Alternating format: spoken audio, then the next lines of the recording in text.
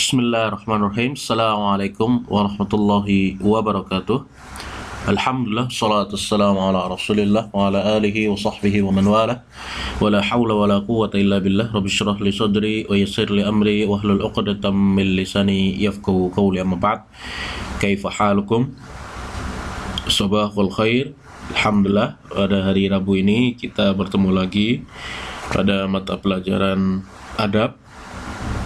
Ya, kita alhamdulillah kemarin sudah menyelesaikan satu bab, yaitu bab menjenguk orang sakit, adab menjenguk orang sakit. Kita sudah juga melaksanakan penilaian harian. Ya, jadi kita akan lanjut ke bab selanjutnya, yaitu mengurus jenazah. Adab mengurus jenazah. Jadi apa aja yang akan kita bahas dalam adab mengurus jenazah ini, insya Allah tidak lepas dari 4 ya. Yang pertama, memandikan jenazah. Perhatikan, memandikan jenazah. Yang kedua, mengkafani jenazah. Yang ketiga, mensalati jenazah. Yang keempat, menguburkan jenazah. Semoga Allah Subhanahu wa taala, ini agak panjang ya pembahasannya, jadi semoga nanti kita akan bahas semuanya, bisa membahas semuanya ya. Jadi harap kalian buka bukunya ya, dibuka bukunya, kalian baca.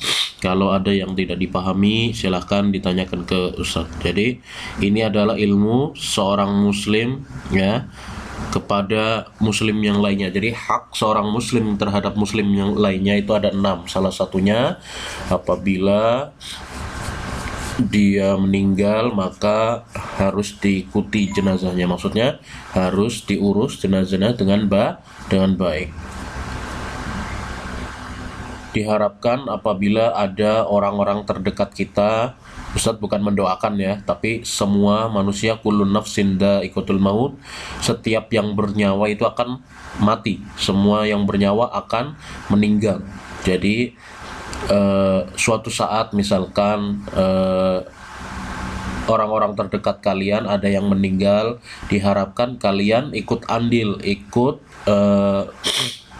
mengurus jenazah tersebut ya, siapapun orangnya, orang-orang terdekat. Karena yang lebih utama ketika mengurus jenazah itu bukan orang lain. Nah, ini kesalahan terbesar kaum muslimin. Kadang orang, misalkan ada orang tuanya meninggal, malah yang ngurusnya ustadznya atau orang lain. Itu tidak baik itu sebenarnya ya, karena menghindari dari melihatnya aurat atau aib-aib keluarga ya.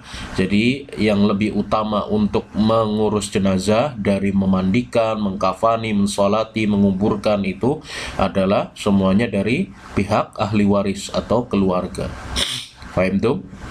Ya, diharapkan setelah mempelajari ini adalah ilmu-ilmu dasar. Semoga kalian bisa mempraktekannya suatu hari nanti, insyaallah taala. Jadi semuanya insyaallah ilmu itu sangat bermanfaat ya, semuanya bermanfaat.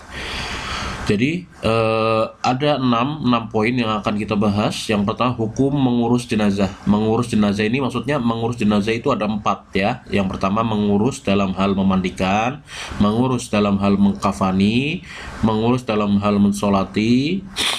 Yang 6, mengurus dalam hal menguburkan. Ada hukum mengurus jenazah. Yang kedua, pembagian pengurusan jenazah.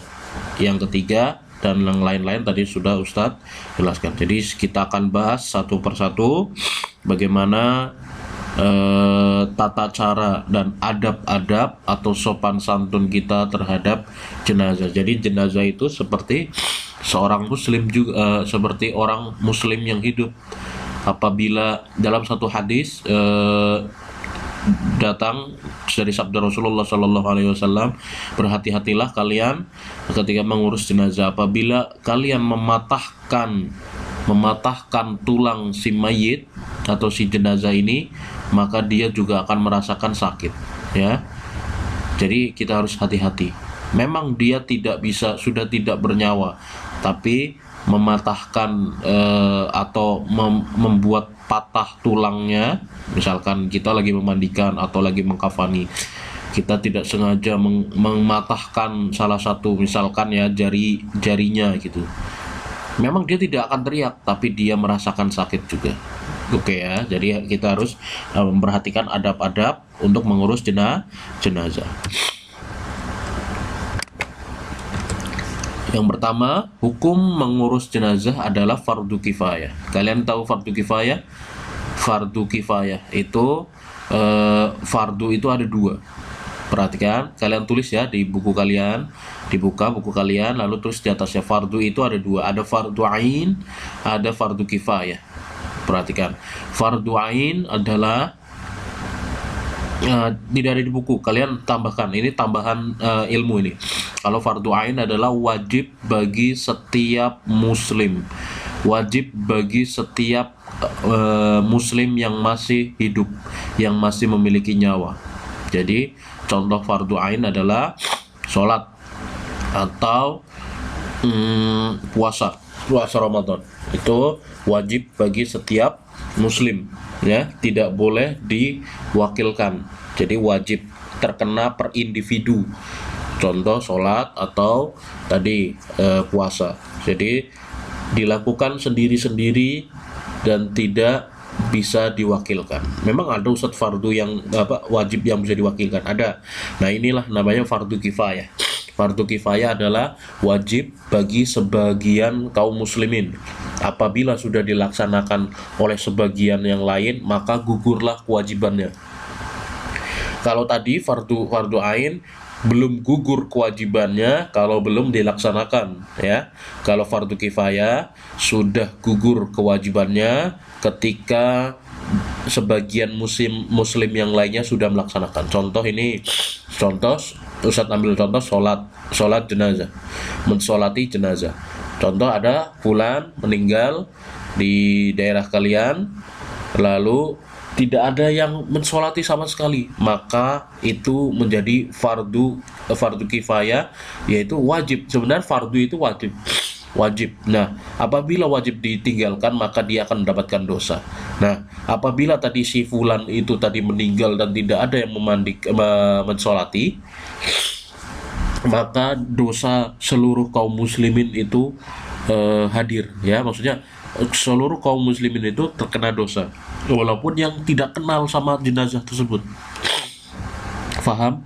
Apabila tapi kalau sudah dilaksanakan sholat oleh satu orang saja, contohnya ada orang keluarganya yang mensolati atau ada ustadznya, maka gugurlah kewajiban kaum muslimin.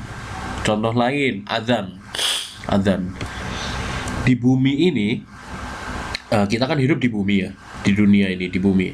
Apabila telah dikumandangkan azan satu orang saja di bumi ini atau di dunia ini, maka gugurlah kewajiban azan tersebut. Jadi yang tidak azan tidak mendapatkan dosa, karena hukum azan wajib, fardu kifayah, ya. Jadi apabila sudah melaksanakan azan satu orang saja atau sebagian kaum muslimin, maka kaum muslimin yang tidak melaksanakan tidak mengumandangkan azan, dia tidak memiliki dosa. Seperti itu, paham ya? Fardu kifayah, ya. Kalau yang belum paham silakan ditanyakan ke Ustaz. Yang kedua, seorang muslim ketika meninggal mempunyai hak kepada saudara muslim lainnya, yaitu mengurus jenazah. Nah, ini yang Ustaz tadi sempat singgung, ya. Jadi salah satu hak seorang muslim terhadap muslim lainnya, apabila dia meninggal, dia diurus jenazahnya, dia dikafani, dia dimandikan, dia disolatkan, dia dikuburkan. Paham ya? Hak dia. Lawannya hak apa? Kewajiban. Kalau hak itu seorang yang harus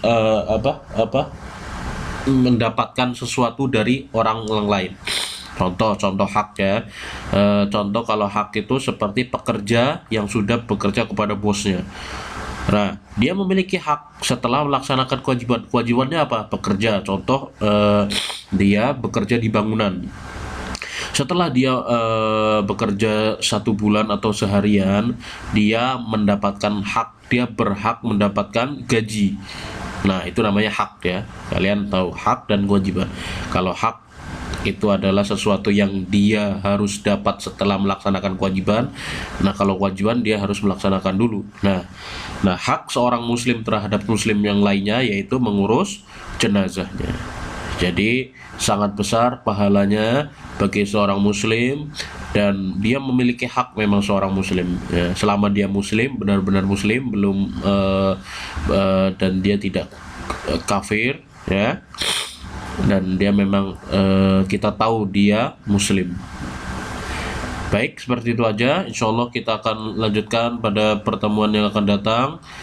Wassalamualaikum warahmatullahi wabarakatuh.